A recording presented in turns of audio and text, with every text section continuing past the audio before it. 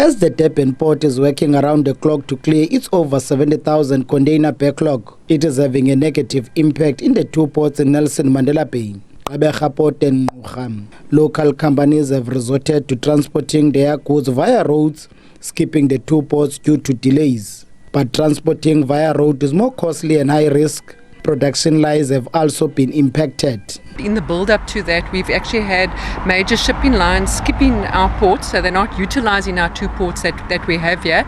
And of course, the backlog there has disadvantaged our manufacturers here, who are having to transport their goods via road to places like Walvis Bay and to Maputo in an attempt to get their products out to market.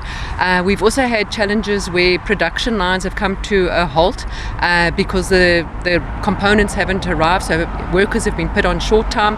So the impact on this is devastating and severe. The DA in the province has written to Premier Oscar Mabuyane to facilitate intervention from national government to deal with this logistical crisis.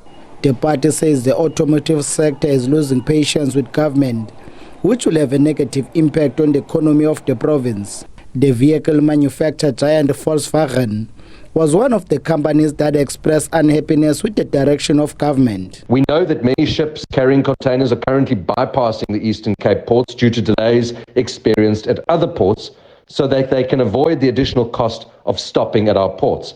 This has the consequence of revenue losses for our ports, but more importantly, a negative impact on our economy in the Eastern Cape and the cost that this is going to incur on stakeholders in that economy, ultimately being passed on to consumers who are already struggling under the burden of the cost of living crisis in South Africa. Attempts to get a comment from the office of the Premier were unsuccessful. Transnet says the container backlog at the Durban Port is expected to be cleared between February and March next year. SABC News in the Eastern Cape.